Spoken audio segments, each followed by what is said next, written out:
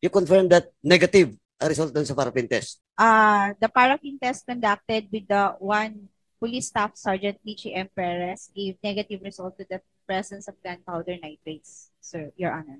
Who is the suspect? Yung babae po, si Police Michi Perez, Your Honor. Also negative siya, but during the previous hearing, inamin niya na binaril niya, di ba? Yes, Your Honor. So may problema yung paraffin niyo. Sino pong examiner ng barel? Kasi yung barel, kung titignan mo, wala siyang hammer. Hammerless. Hammerless ba talaga siya? Hindi talaga magkakaroon to ng powder burn. Kung talagang walang hammer yan. Can you kindly tell us kung itong barel na to is hammerless or talagang walang hammer? Kaya wala siyang powder burn. Colonel, in your complaint, di ba kayong first complainant, di ba, the police? Tama? Yes, sir. Now, in your complaint, apart ba dun sa evidence na binigay nyo is the result of the paraffin test to the deceased? Yes sir, may ano po yun, may copy po kami, naka-attach po lahat doon yung ebidensya. Naka-attach po. Sigurado ka? Yes sir. As part of the evidence? Yes sir. Pero di-dismiss? Wala pa po sir kaming nare-receive na dismissal. At, so wala pang dismissal? Wala po, nasa under resolution po ng ating pong piskalya. Okay. So again, RD, I just like to confirm it again during the last hearing. You confirmed that negative a result dun sa paraffin test? Yes, Your Honor, based on the report of the RFU, Your Honor, yung forensic po natin na both yung suspect natin saka yung victim natin are negative sa paraffin test, Your Honor. Both the victim and the victim and the suspect, Your Honor. Suspects or suspect? Suspect, Your Honor. Who is the suspect? Kasi ang dami nila di ba? Yung babae po, si Police Michi Perez, Your Honor. Also negative siya, but during the previous hearing, inamin niya na binaril niya. Di ba?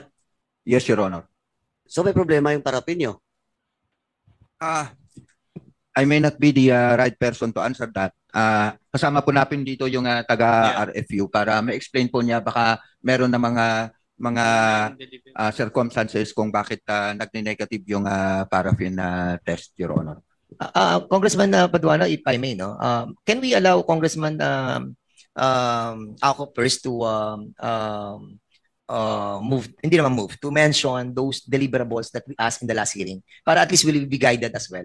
Kasi nga marami tayong mga hiningi na mga dokumento and I think it's incumbent upon us to find out if all those deliverables were submitted to this committee. Congressman Ako, with due respect with ano. But nakabitin yung question ko, Mr. Chairman. I yield to the chair, but paki-take note lang, Mr. Chairman, that nakabitin yung tanong ko pa. Yeah, we'll come back after the deliverables. Okay, go ahead, Congressman Ako.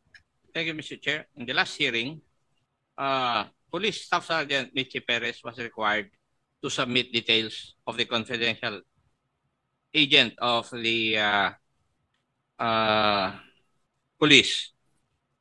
Mr. Laresma was also directed to submit the text communications between him and his brother Brian. Naintindihan niyo po ba yun? Na dapat isubmit ninyo? You were required in the last hearing o kaya hiningi ng committee na ito doon sa last hearing na isubmit po ninyo yung mga text messages between you and your brother. Si Sergeant Perez, yung details ng kanyang sinasabing confidential agent. The PNP, the Batangas PNP was required also to submit the official documentation confirming the informant's status as an authorized and official PNP confidential agent. Now, we also invited the following: Police Major Pete C. Malinaw, Medical Legal Officer of the Batangas Provincial Police Office, the members of the SOCO team who went to the area, and those medical legal personnel who conducted the paraffin or the laboratory test on the firearms and other pieces of evidence, Mr. Chair. May I know from the COMSEC if they are present today? Or if these people have complied with the requirements of this committee? Your Honor, the persons invited are here. So the appropriate person who can answer the queries of the Honorable Paduano are also here, Would that be correct, RD Lucas?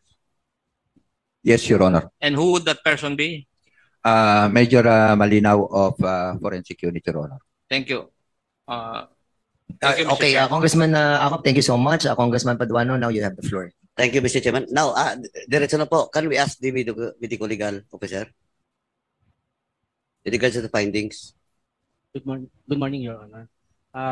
With respect to the findings, I only conducted the autopsy examination. However, the paraffin examination can be explained further by our forensic chemist, which is present also. Is he or she present? Yes, Your Oh, Honor. please. Chairman, yung sa forensic daw. Okay, we have invited the forensic chemist. Are they here? Can you kindly sit down and ito here, oh. Good morning. Good morning, Your Honor. I am not the forensic chemist who conducted the examination, but I am one of the forensic chemists of the Regional Forensic Unit, sir.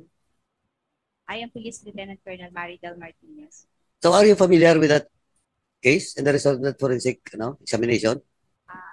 Yes, Your Honor, I have seen the result of the examination, sir. So, As stated in the report, the paraffin test conducted with respect to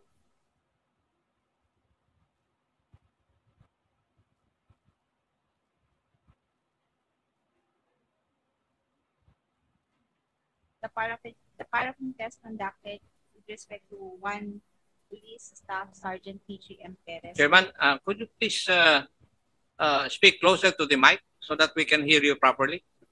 Yes, Your Honor. The paraffin test conducted with the one police staff sergeant P.G. M. Perez gave negative result to the presence of gunpowder nitrates, sir, Your Honor.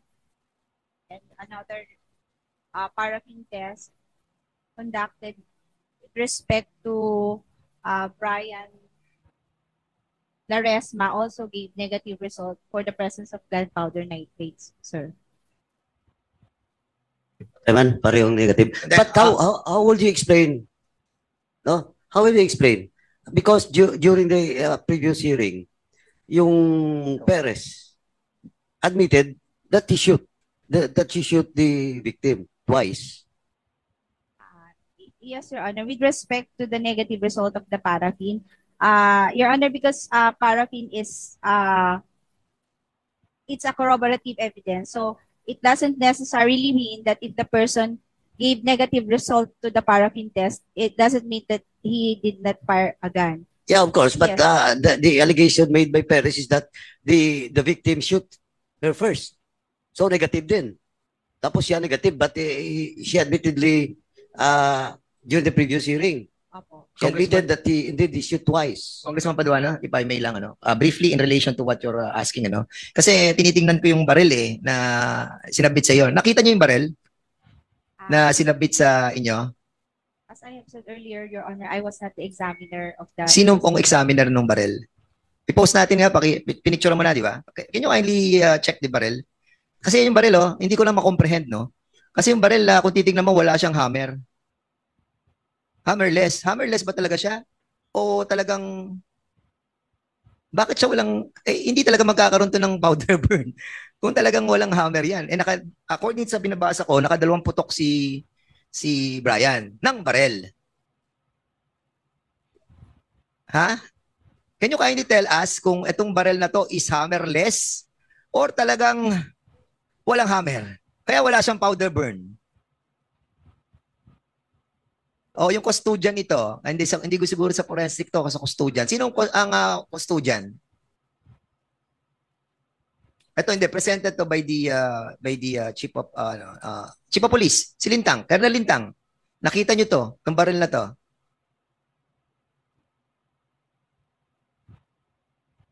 Yes, Your Honor. It was immediately submitted, Your Honor, to the crime lab. Paki-speak louder, please. Oo, yes. Hindi.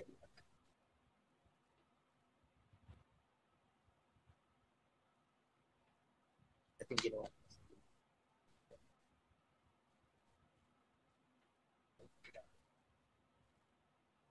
Okay,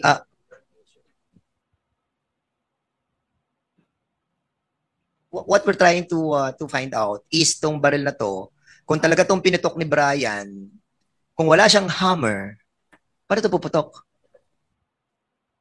Ha? Your Honor, may hammer po yung baril. May hammer to. May hammer. So, saan napapunta yung hammer? Ayan o. Colonel Lintang, ha? Kitang-kita natin, walang hammer yan, eh.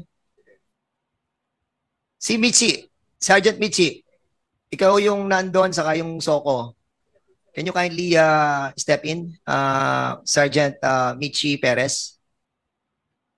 Wala ka na space dyan. Dito ka na maupo. Mr. Chairman, paupuin natin yung Yeah, Sergeant. Sergeant Michi, dito ka sa may kanan, please.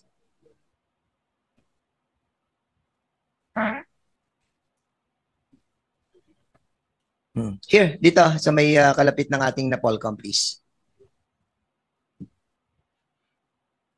And also, Michi, Sergeant, please, dito na po tayo sa may harapan. Kasama rin si Sergeant Makaraig, please.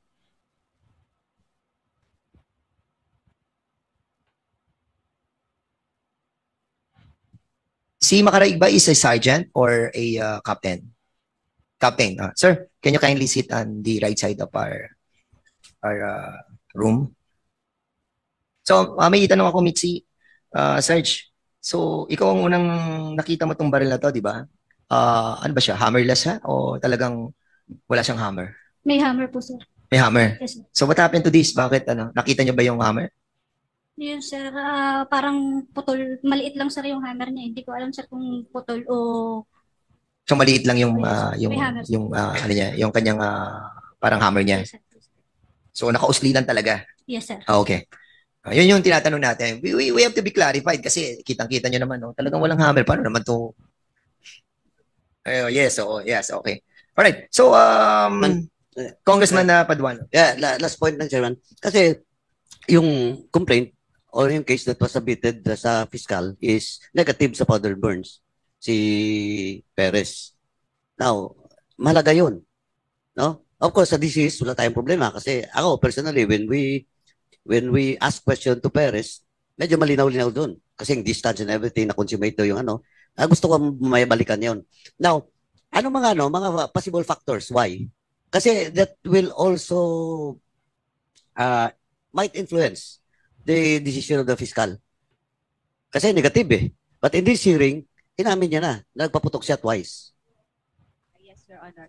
May mga factors po kasi na pwedeng maka-affect kung bakit pwede siyang magbigay ng negative result kahit po sabihin na, or let's say nagpaputok yung tao. Isa po doon is yung kung anong klase ng firearms yung ginamit niya. Is it a revolver or a pistol? So magkaiba po yun. Sa revolver po, pwedeng yung chances na yung gunpowder nitrates ay mai-embed sa pores or sa skin ng tao is malaki as compared to kung pistol po yung ginamit niya, which is mas less yung probability na makapag-embed siya ng gunpowder nitrate sa kanyang skin. Another po is kung yung person na nag-fire ng gun ay wearing gloves, so hindi po siya magpa-penetrate dun sa gloves, so most probably magbibigay din po siya ng negative result. Another factor ay yung pong direction ng wind. Pwede po kasi na if yung direction ng wind is towards the firer, yung chances of mag-deposit siya ng gunpowder nitrate sa skin is possible as compared if the direction of the wind is against or papalayo doon sa firer, pwede pong hindi makapag-deposit ng gunpowder nitrates doon sa skin ng firer. So, yun po yung some of the factors that can affect or that can give a negative result po.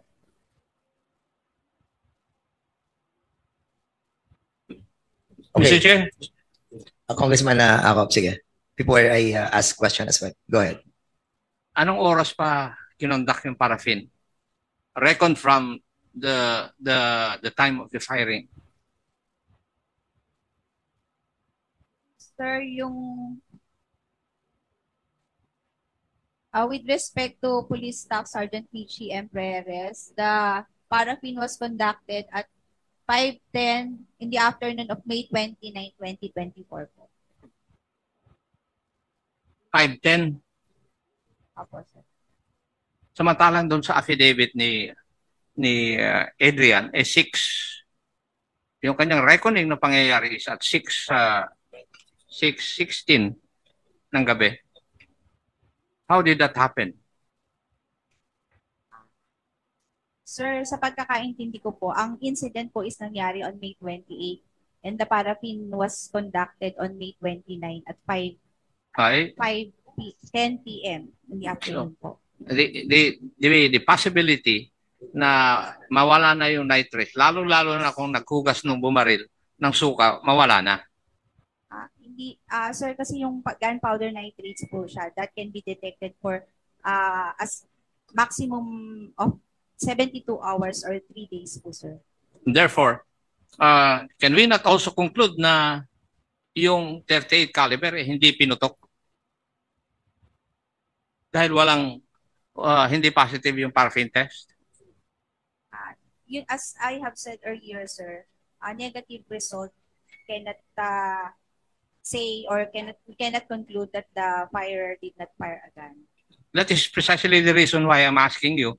It is also a very big possibility that the firearm, the caliber 38, was not fired. Kaya negative yung allegedly pumutok ng baril na yon. Is it possible? It is possible po, sir. Yes, and that is precisely the reason why results of paraffin examinations are not conclusive insofar as the courts are concerned. Hindi po ba? Opo, sir. Yes. Thank you, Mr. Chair. Mr. Chairman. Umani naman ito ng iba't ibang reaksyon mula sa ating mga netizens. Ayon kay Leonardo Quesela, wala akong katiwatiwala sa mga pulis talaga, sisirain niya ng buhay ng mga Pilipino. Pahayag naman ni Jean De La Rosa Yusop, hugas suka pala kaya walang nakitang powder burn, nakakahiya kayo PNP. At ito naman ang saloobin mula sa ating kababayan na si Eric Santos, galing magsinungaling ng officer pagkapulis sangkot, pero kung mahirap na namatay, wala sila pakialam. Mga kababayan, feel free to comment below para maglabas ng saloobin sa balitang ito.